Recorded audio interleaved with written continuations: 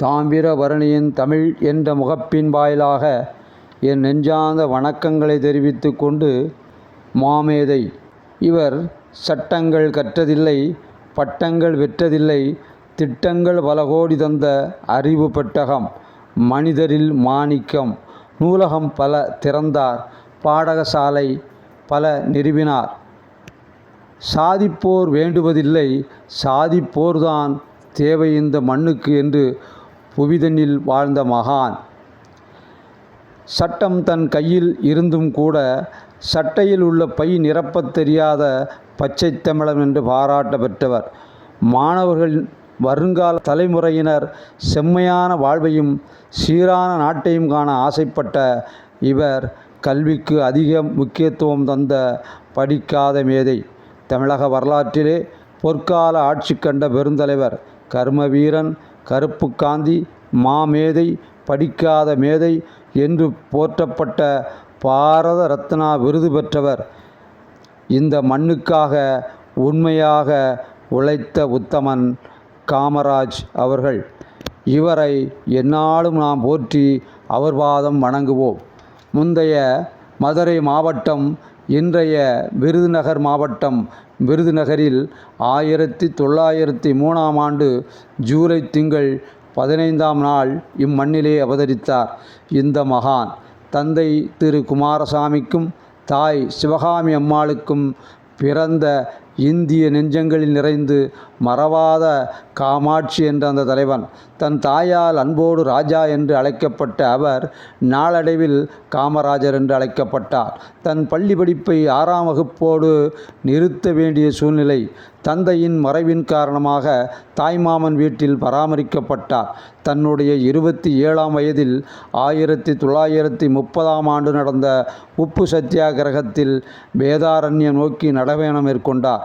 மக்களோடு மக்களாக மக்கள் துயர் கண்ட போதெல்லாம் கண்ணீர் சிந்திய அவர் மக்களுக்காக பாடுபட எண்ணி உழைத்தார்.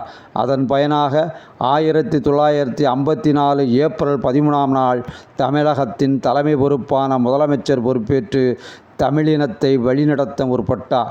எளிமை, தூய்மை, அமைதி, விட்டு கொடுக்கும் மனப்பான்மை, எளிமையான ஆட்சி என்று எல்லாம் இருந்ததால் இவரை அன்போடு மக்கள் கருப்பு காந்தி என்று பாசத்தோடு அழைத்தனர்.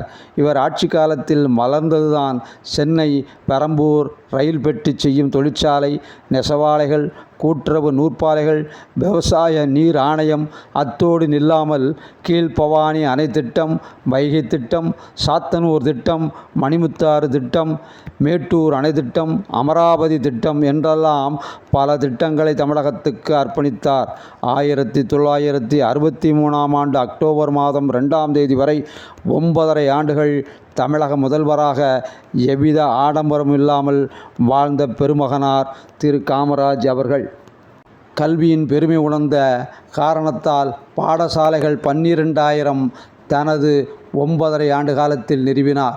படிப்பின் அவசியமும் கல்வியின் தேவையும் உணர்ந்த படிக்காத மேதை, பாரத ரத்னா விருது பெற்ற மாமனிதன், பதவி சுகம் இல்லாத பண்பட்ட மனிதன், முதலமைச்சராக 3 முறை இருந்தும் கூட முழுமையான வீடு இல்லாமல் வாழ்ந்த ஞானி.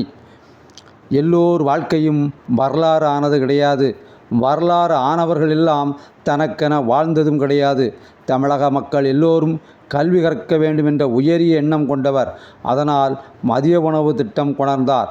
நாம் ஒருவனிடம் கேட்டால், நான் பட்டப்படிப்பு முடிச்சிருக்கேன், ஏன கல்வியெல்லாம் முடிச்சிட்டேன் என்பான். படித்தவனுக்குத்தான் படிப்பு முடியும். படிக்காதவர்கள் வாழ்நாள் முழுவதும் படித்து கொண்டே இருப்பார்கள். அவர்தான் மாமேதை காமராஜ். இந்த மண்ணோடு மக்களையும் நேசித்தவர். இந்த பெருமகனார் காமராஜ் அவர்களின் இந்த உத்தம மன்னனின் உழைப்பை எந்நாளும் போற்றுவோம், வணங்குவோம் என்று கூறி முடிக்கின்றேன். நாளும் நன்றிகளுடன்.